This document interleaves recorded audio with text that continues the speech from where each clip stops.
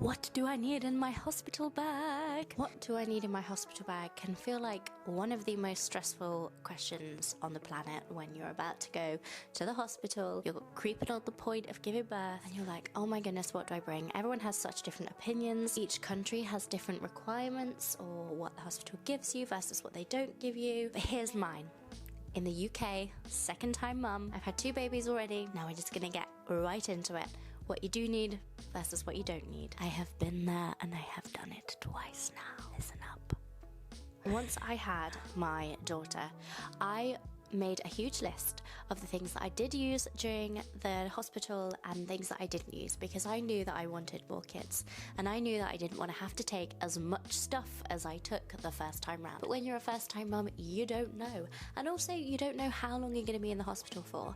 You don't know what's going to happen, and so it is really tricky to try and find the right balance with what to bring and what to leave at home and what you can just get your partner to go and get at a certain point, etc, etc, etc. So I'm going to be referring to that list here today. I'm sharing what I did use. I'm going to be sharing at least what it was necessary for me when I was in labour, on the way to the hospital, in the hospital, post-birth, coming home. Let's get into it. Let's start with the baby. Okay, we don't need to overthink this hospital bag. You don't need every single thing ever. You can just relax. The hospital actually can give you quite a lot if you ask for it. If you need a bit of formula, they can give you formula if your breastfeed isn't working, etc, etc. So just start by relaxing, taking a deep breath. I know it can be stressful, but we have everything at our fingertips. So if there is something that you're missing, there's something you need, we can just go home and get it. Get your partner to go and get it. We can buy it, we can order it. Just don't worry. For baby, I would say a couple Muslims. I would say the first thing we need is muslins. 1 or 2 is fine. Just for spit up. I wouldn't say you need to bring a nursing cover or anything like that. So if you do feel a little bit uncomfortable at points, you shouldn't, but if you do, you can put a muslin over. Absolutely fine. You can lay it on the bed. I would lay it on the bed as I'm changing the baby, just in case there's any spit up or anything, because I was changing on the bed that I was sleeping on. So a muslin covers a whole wide range of things. Like I said in my newborn essentials video, I would get a really large muslin. I have this huge kind of pinstriped cheesecloth muslin, which I absolutely love. I can tie it around my neck, wrap the baby in it, swaddle the baby in it. It's an everything blanket. It's an everything muslin, to be honest. Try and find some similar for you, because the larger size was really very helpful. And then onesies. So I would say 4 onesies would probably be enough. If you wanted to, you could go for 6. I would go for 4 onesies. That's the all-in-one onesies with the mittens and everything. And then maybe 2 to 3 short sleeve, cap sleeved. What are they? Baby grows. Baby grows? With the short sleeves? I don't know, let me know. I can't remember right now. 2 or 3 of those and 4 onesies, that's plenty. You could bring a hat with you as sort of like a going out hat of the hospital, but the hospital, here in the UK at least, provides a nice little knitted hat that are donated and knitted by people. And I thought that was really sweet, even though mine was extremely bright neon green. But hey ho, it was very kind of the lady to knit it for us. Nappies, some small nappies, newborn size. We did buy 1 pack of preemie sized newborn nappies to pack, and I packed that in my hospital bag. And then when it got closer to the birth, depending on how many weeks I was, I switched that out for just the average newborn size 1 or something size. So I started off with preemie. As you pack your bag, it's sort of 35-ish weeks, and then move on to the size up from that. If you're really low, the hospital do have them, so again, don't worry, but definitely you will need a pack of nappies in there. Now the next wipes you could use, take with you, ones that are recommended by midwives are the water wipes. This is because they're like 98% water or something like that, so the newborn skin is pretty delicate, so before that point they recommend cotton wool and water. I'm not gonna lie to you people, I didn't use those. I used wipes. I used your average Joe wipes and it was fine. But if you do want to be extra careful, for sure, cotton wool and water. They should provide those. I don't think you need to get that, but then the water wipes you will need to buy. They're a little bit spenny, but maybe for the first few weeks they would be worth that investment. The next thing you'll need is a blanket. Something just to wrap baby in, keep them warm when they're in the little cot next to you in the hospital. And then when you put them in their car seat, that's the next thing you'll need, is definitely a car seat. The hospital do not let you leave the hospital without a car seat. They are very aware of that. And I think that's good really, isn't it? Just for babies to be safe. But yes, you'll definitely be needing a car seat. And that was it for baby. That's really it. I wouldn't say you needed much else at all. You can keep it really minimal. You don't have to overthink this. Simple is best. And it calls for a clearer mind. But moving on to mumma, what I took to the hospital, what I needed second time round, I did not take some of the stuff I took first time round. Definitely not. First thing I took was a dressing gown, just a light kind of waffle dressing gown, post-birth. So I had a nursing bra, so I would say that's a necessity. A nursing bra on with a dressing gown. You've still got everything else hanging out. You're in your adult nappy. You can feed really well, really easily. You're covered up, you can use the bathroom, people can come in, you're not just sort of splayed out naked or in just your adult nappy. I found that extremely comfortable, and just to have a little bit of an extra cozy layer. Now you might not want to care too much about this because you'll be leaking all sorts of different things post-birth. And when you're trying to breastfeed, or if you're feeding baby and sickness and poo, and that baby poo can be gross and you just don't know where it's all going to end up. So you might want to not care about this dressing gown too much. I actually did take one that I cared about and it didn't get dirty at all, and I just washed it anyway and it was fine. But if you're really precious, then you might not want to take a really special like silk dressing gown. You might not want to do that. The next thing I found extremely useful was a water bottle. Now, I just got my husband to throw this in the hospital bag right before we were heading out to the hospital, fill it up, have it ready for the birth process, for labour, and then for after breastfeeding things. It just saves the like, can I have some more water please? Can I have some more water please? Or getting up to go and get stuff. If you've got a big bottle with you, saves time, everyone's happy. Okay, a big one you need definitely in the UK is your maternity notes and maternity folder. They need this. So if you have, pack it in a hospital bag. I would just pack it right in there, keep it in, even from 35 weeks. If you've got an antenatal appointment, take it out, go to your appointment, put it straight back in, because you do not want to forget those things. I don't really know what happens if you don't bring them, to be honest.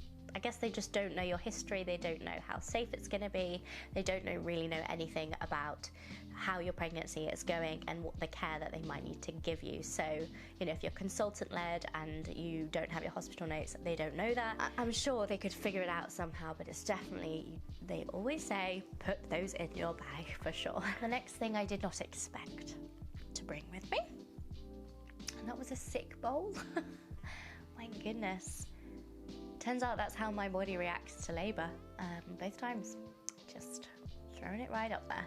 So that was quite nice for me to stick my head in there rather than have it everywhere. I don't need to talk about that too much, but you get the idea. That was useful. Threw it in the car, used it in the car, used it during labour while I was there, and then you just put it back in the car and bring it home. Just saves the like car mess if that happens to you. Might not happen to you, but it was quite a nice thing to have on hand for the necessary moments. Okay, I've got kind of a big list of random things here, so I'm just gonna work down the list. So keep watching because the good ones are actually at the end, but I kind of don't want to lose my order, otherwise I'm not going to know where I am. So I'm going to just go down the list. So the next one is an iPhone charger, or a phone charger, of course. That's just kind of a thing we take everywhere really, isn't it? Useful to have. Along with that, an extension lead. This came in handy so much, like plugging it in with the hospital. You got the hospital bed, tend to be plug sockets there. Well, for me, both times they were. And then you can wrap it around, bring it on your little table. You can plug in your phone, your iPad, your laptop, whatever you have with you. Plug it in, you've got it right next to you, and you're not like awkwardly trying to faff around and reach back when you don't have capacity to do that. I didn't anyway. I did not want to be doing that. Okay, another thing was earphones or AirPods or anything like that. I do use and own wireless headphones. However, I found that bringing earphones with the wire cable, feed it straight into the phone with a little jack cable, was so essential, because I used hypnobirthing both times, was more beneficial during my second birth for various reasons that I'll tell you about in the next video. Go and watch that if you want to know the details. But wireless headphones run out of battery, and if you're in labour for hours and you stick it in that hypnobirthing, you're going to need battery, or you're going to need something that's not going to run out. And I definitely used that. I had hypnobirthing in my ears, was so still, did not even peep, and I was just concentrating on the hypnobirthing with the plug-in earphones.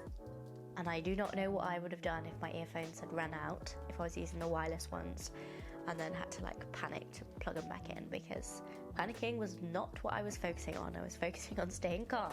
Okay, let's get going because the light is going. Next one, bubble shoes. Do you own bubble shoes? If you don't own bubble shoes, buy bubble shoes. They're literally what they say they are. They're like ugly slider things. To be honest, I don't think they're that ugly. I kind of like them. I'm so used to them.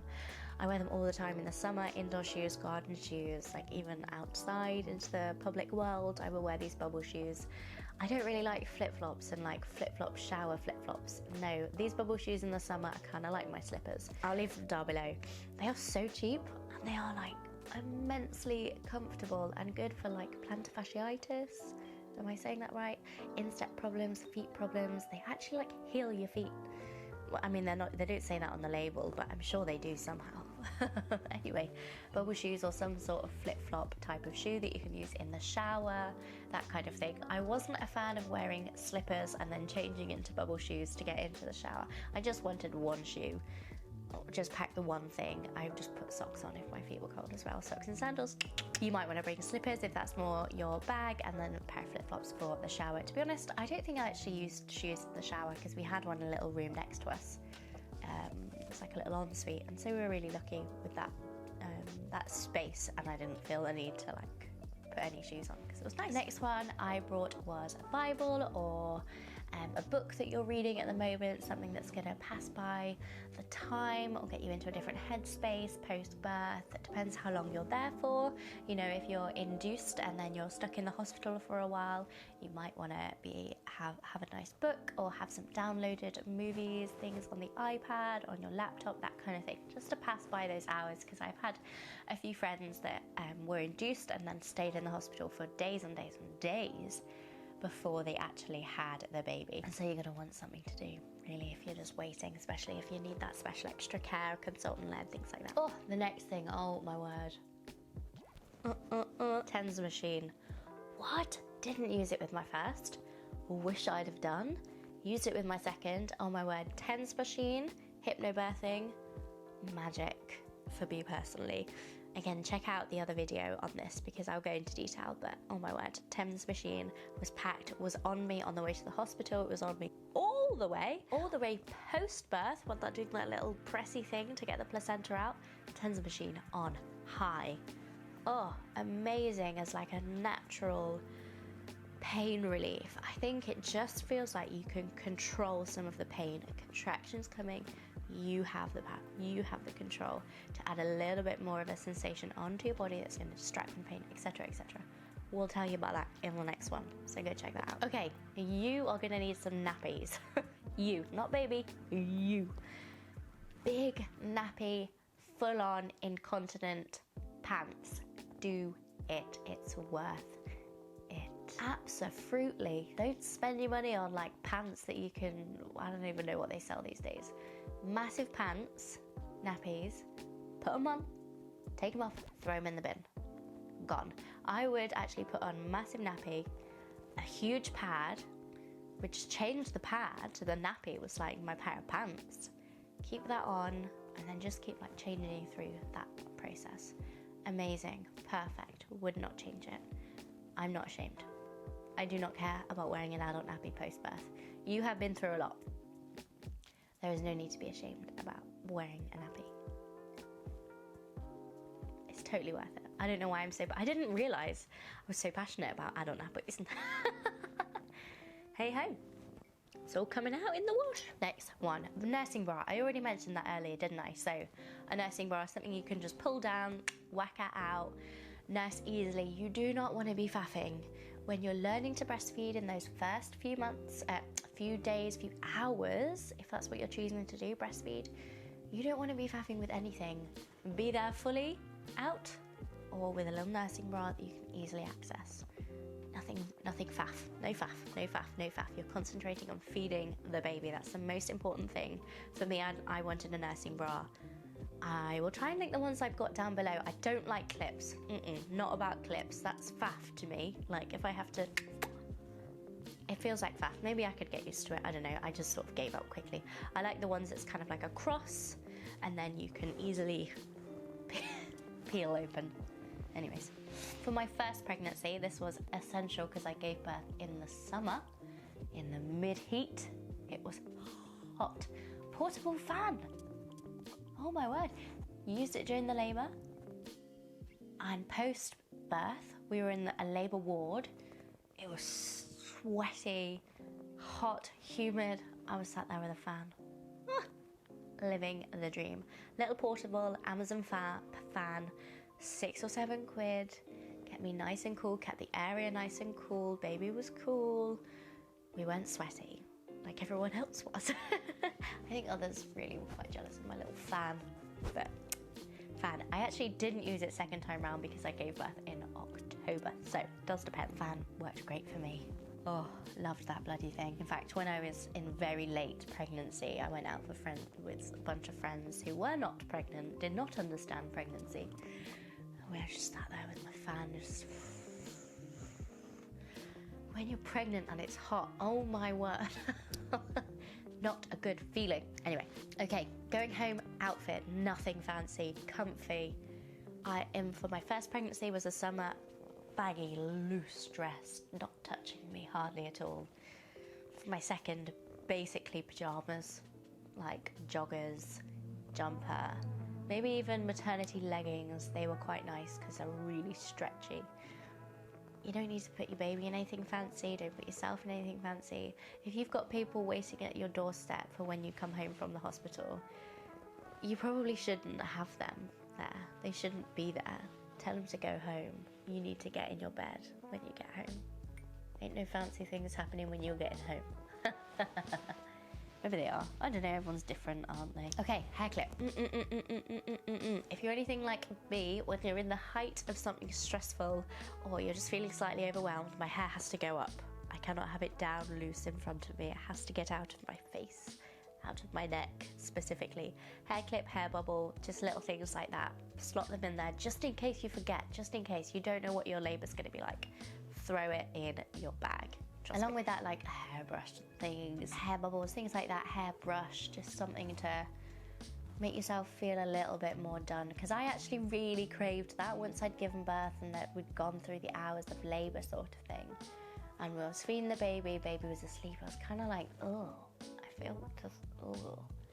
So I, go into the bathroom, brush your teeth, so toothbrush, put on some moisturiser. I really wanted some moisturiser on my face. My first pregnancy, I put on like this eye mask and it was like beautiful because my first pregnancy was quite traumatic compared to my second.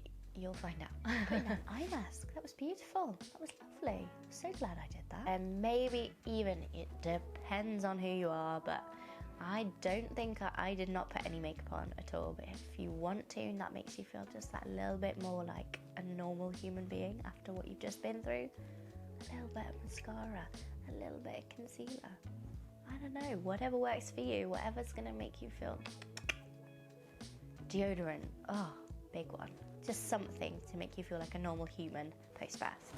I hope this is minimal enough for you guys. When you actually put all this in the bag, it's not a lot, so don't worry. Okay, body wash you could put in your bag. They gave me body wash actually. Actually, they only gave me shampoo, which was really not helpful, so I just shampoo my body and my hair and then no conditioner. So I didn't come home looking like a ray of sunshine, but I was washed and I was clean. But maybe you'd like to pack some body wash if you have any preference on that. They do provide, so it's up to you. They also provide towels.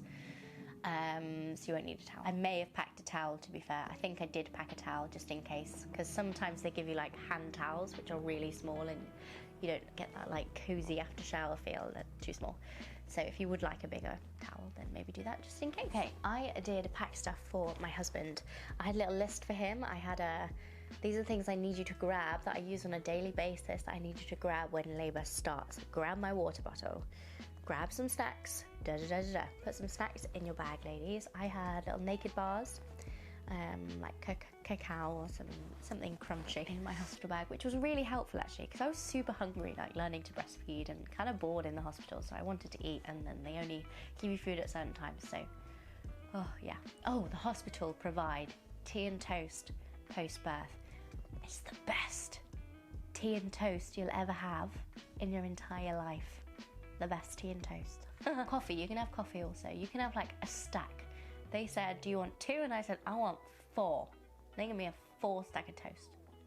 Beautiful, with a cup of tea. Post-birth, oh my word, trauma has ended. Tea and toast.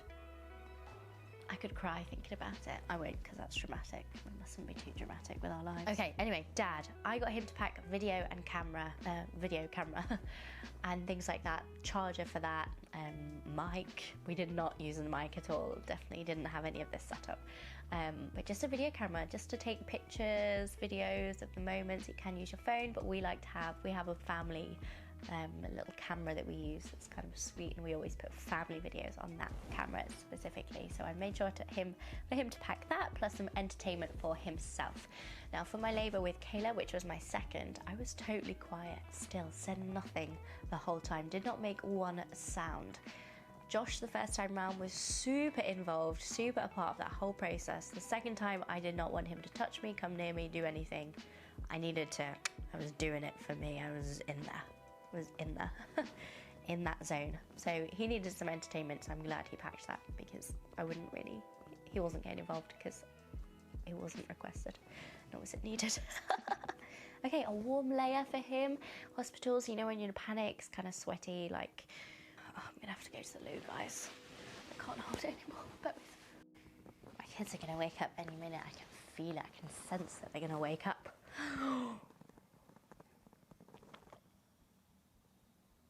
They're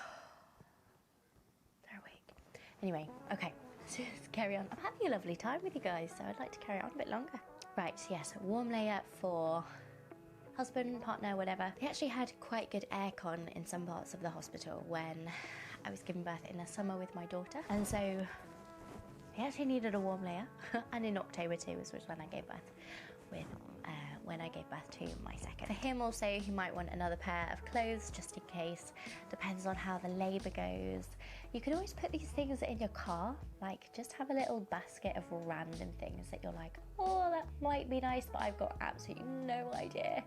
If you're really not sure, put a basket in your car. You don't need to put it in your bag. Have it in the car or give it to someone else that you know is going to visit you in the hospital, and just say, can you bring these things with you, because I'm not sure if I'm going to need them. I don't want to carry it and ferry it all around in my huge hospital bag, but they might be useful. So that's quite a good idea. I do say so myself. We have done the list. Now every labour, every birth, every woman, every man is so different. So that was my hospital bag. I'm hoping I haven't missed anything. If I have missed anything, I'll leave it in the comments down below for you guys. I'll try and link as much as I possibly can down below in the description box. If you love all things motherhood, homemaking, in the home, lifestyle, then I'd love for you to join this little community of ours. Little it is, but lovely, lovely, lovely. I'm so glad you're here. I hope this was helpful. Let me know if it was. If you have any questions, literally anything, I really try and respond to every single comment that I get. So if you have any questions, drop them down below and I will be sure to answer them. Enough babbling on about absolutely nothing useful to you. You don't care, you're not interested. Love you guys. I'll see you in my next video. Have a wonderful, blessed week and a lovely rest of your day. Don't forget to rest and enjoy the small moments and the little things that happen in your day today. I kind of don't want to end the video. I'm having a nice time, but probably should have got nothing more to say. All right, bye.